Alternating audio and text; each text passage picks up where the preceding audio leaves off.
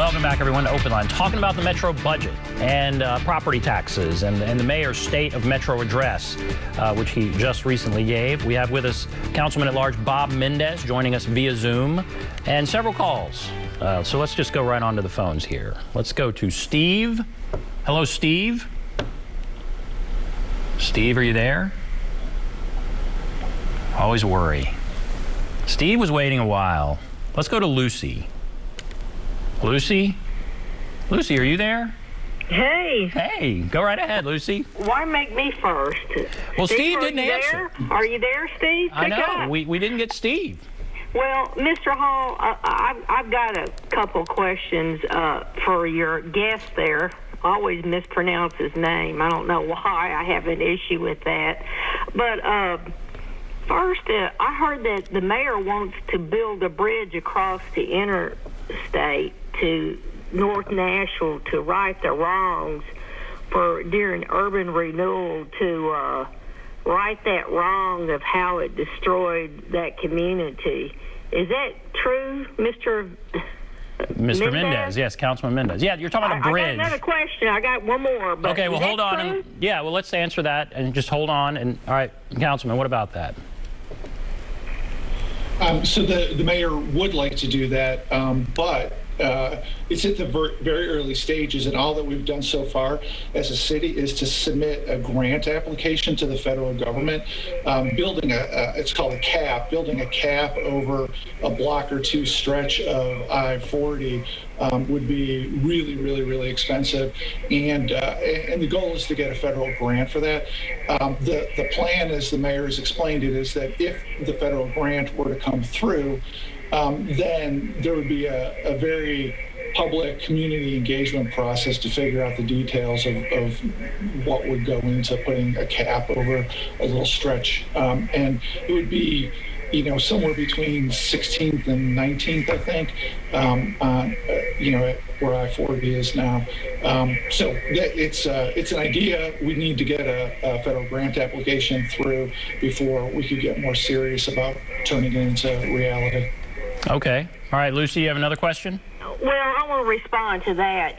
That's just absolutely ridiculous. All that people that they screwed their lives up with urban renewal, they're gone now. They're just gone. And that's been gentrified. So don't do it, because, y'all are bridging over one river here and then the other river to Bordeaux. And the people that would have benefited from something like that are gone. That's what 28th Avenue North reconnected to West End was about. So I think that ship's done sailed. The other thing is my niece told me that with this new tax hike, which y'all don't call a tax hike, y'all call it a reevaluation, now has made her taxes double in 4 years. And, my question is, I heard on one of the channels here that the mayor has said with this Oracle deal that for the next 25 years, the city's going to pay half their taxes. You said that this is a different type of deal. I'm like, no, it's not. If that's what we're going to do, that's the same crap we did with Dell. And who's sitting out there in Dell's property right now at that tax break is Hospital Corporation of America. And the other thing, like in New York City, when that corporation gets a tax break, all the residents in that corporate tax foot that is on that property, those residents get that tax break too. So I'm tired of paying for this stuff. So shut me up if I'm wrong, but I'm going to get off the list of tears. Okay, Lucy. All right. She mentioned the property reappraisal. We can talk about that. But then she's also saying, how is Oracle, I think she's basically saying, how is it different than Dell or any other deal that we've had? And she's frustrated. So I guess start with that, then we'll go to the property reappraisal.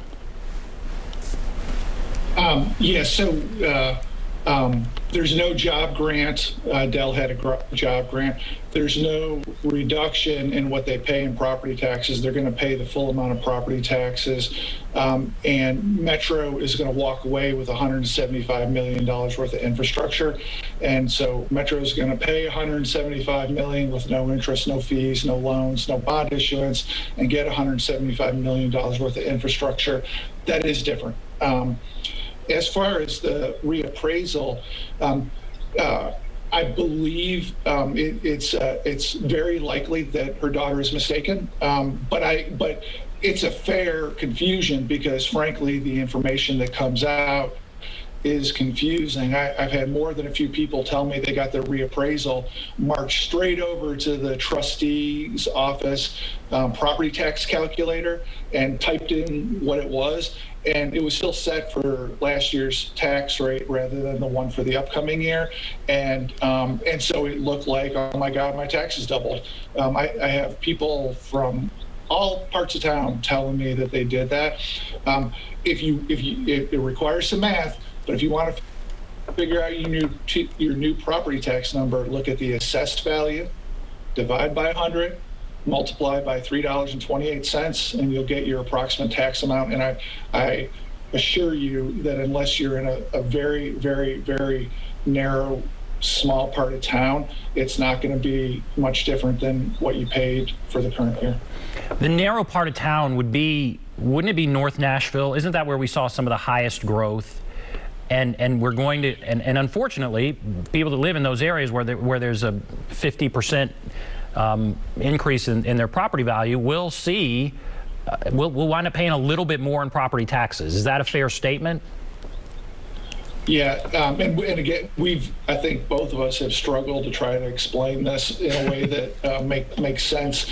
But right, when the reappraisal happens, you either live in a part of town where your property went up more than the average for the whole county or less than the average for the whole county. And roughly half the people will be more and roughly half the people will be less because it's an average. And so if you live in a part of town where your property is up less than the average, your property tax bill will be lower next year. If you live in a part of town that's gentrifying quickly and the growth is more than the average, your tax will go up compared to the last year. Overall, Metro makes $0 more. $0 more from this. And I promise you, if you're one of the people whose taxes are going up from the reappraisal, there's somebody else in some other property somewhere in town whose taxes are going to go down because that's the way the reappraisal process works. Either way, for almost everybody, it's not going to be very much different than it is last year. Okay. And we can talk about that more if we need to. Let's go. I think Steve is back. Steve, are you there? Good. Yes, I am. Just wanted to, comment a little bit. But what Bob was saying, people in North Nashville are really going to get super hit hard. People in Belmead are not. Their taxes are probably going to stay steady or go down. But that's really a problem. They need to go out there and put a cap so people can go out there and just have better certainty about what their property taxes are going to be. The other thing I just want to mention as far as parks and libraries, once again, we're just not getting the allocation from Metro government, not getting the appreciation. I've watched the materials budget at the library just go down each and every year. It's just unacceptable. And I look at the parks. If I want to go out and use a rec center on a Sunday, I got to go to Williamson County or Wilson County or some other place. Why is that, Bob? It's because, frankly, there's people that are in the council and the mayor's office that really don't care about the quality of life for people the ordinary citizens of this city. And it's really sad to see that we're having a 34% tax increase, whether you're a property owner or whether you're a renter, your rents are going to go up. This is just not the sort of city that I think a lot of people are happy with right now. And I'll leave it at that. Thank you. All right. So he's very frustrated about the library materials budget and parks. That parks are not open on Sundays here in Davidson County, he's saying. Community centers. What about his thoughts there? Well, let me just, on the reappraisal, people need to be clear that, so he's right, well-established parts of town, your taxes might go down a little bit. Quickly changing areas, taxes might go up a little bit. And the idea of putting a cap on certain parts of town, flatly illegal under state law. I wish we could have the flexibility from the state of Tennessee to be able to tell people who have been living in certain neighborhoods for a long enough time or reach a certain age that we could freeze their taxes, but we are so limited by what the state government will let us do that we simply can't do that. It's a function of state law, not local law. Last year, one of the things I was most proud of in the budget we passed last year was to get rec centers open on Saturday mornings because they had been closed all weekend previously, and I was glad we were able to get that. I would agree with Steve that these are the sorts of things that we need to focus on going forward. And again, I'll say that, as I've said in previous years on your show, the sin is that the Metro government went 15 years with barely changing the tax rate ever. If we would do periodic increases instead of one mammoth increase every 8 or 9 or 15 years, it would be predictable, people could budget around it, and we'd have more revenue. If Mayor Briley hadn't fought so hard 3 years ago, by now the city would have had $450 million more worth of revenue over the last 3 years, and the hit from COVID would have been a lot less reduced, and we'd be able to do the sorts of things that Steve mentioned. Normally, again, it has been when on a property reappraisal year, we reappraise property every 4 years. We're not going to raise the property tax rate this year. So is this rate that we're going to lock into, will it last for the next 4 years, or do you think we'll need to have a property tax increase before our next reappraisal? Well, since I'm term limited from being a council member and will be out of office in 2023, I can give the unvarnished truth on this. Nobody in the metropolitan government has a 5-year cash forecast to be able to answer that question fully, to tell you how long the current tax rate could last and keep us moving forward on funding the things a growing city needs. So nobody can answer that question for you. My instinct from being around the budget for so long is that we cannot make it another 4 years at the current tax rate without getting right back into the bad habits of being cash strapped and squeezing constituents on services and employees on pay. So I'm spending every chance I get during the budget process to make sure the first-term council members who are going to be around for a while understand that we need to get back to the historic norm of tweaking the tax rate a little bit, smaller amounts every 3 or 4 or 5 years instead of waiting the better part of a decade to do it and crushing people with large increases.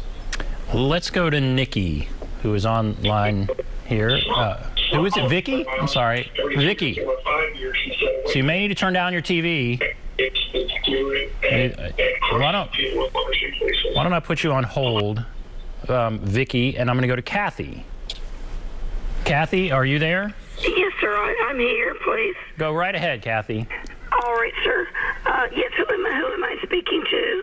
Well, this is Ben, and you're speaking with Councilman Bob Mendes. Okay, sir.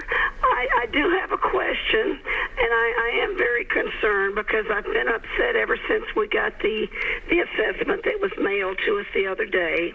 I live currently in South Nashville, and I have lived here for 61 years. I'm 65 years of age, and I'm wondering, I don't know, I know the property tax was very high, and I'm wondering if I should just turn the house over, my property over to the city and become homeless. I don't know what to do. Don't do that. But you're very concerned by what you're going to be paying in property taxes. Is that right? Yes, sir. I am. Yes. Okay. All right. Well, let's talk about that. So here we have. Well, you heard what she had to say. What do you recommend here?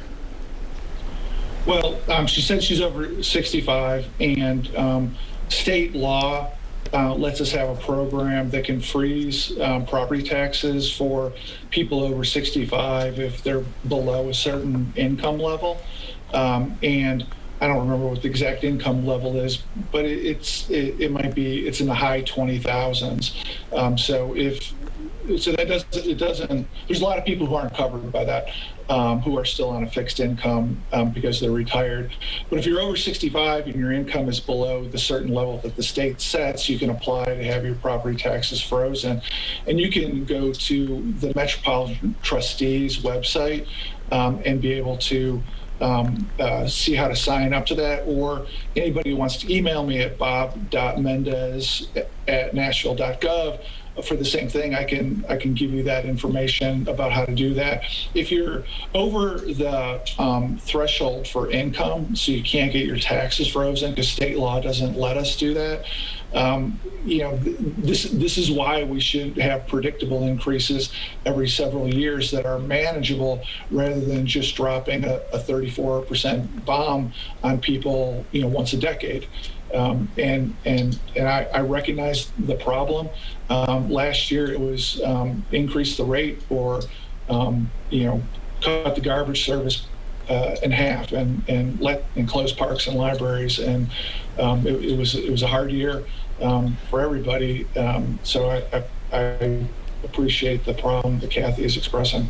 And I hope that maybe, obviously she's got the increase that everyone got last year, but these reappraisals can be so complicated. I hope her situation isn't as bad as maybe she thinks, but she needs to call the property assessor's office and see about if she wants to appeal, she can, or certainly get this property tax free. She's old enough to get that. But there are people that are going to see a 30% increase in their property value, and they could pay a little bit less in property taxes. So it could be a shock to see a 30% increase, but it's a complicated thing. And Kathy, I hope you're able to work this out. But don't just give up your house. That's the last thing. There's help out there. Is that right? Right, and I totally. If you can Google Metro Property Assessor, there's a detailed step-by-step information about how to appeal the reappraisal if you think it's too high. If you go Google the Metro Nashville Trustees Office, Erica Gilmore is a trustee. There's information there about how to apply for freezing your taxes if you qualify under the state law. There are options out there for people having a hard time. Okay, we'll take a break. We'll come back, take more calls. Be back right after this.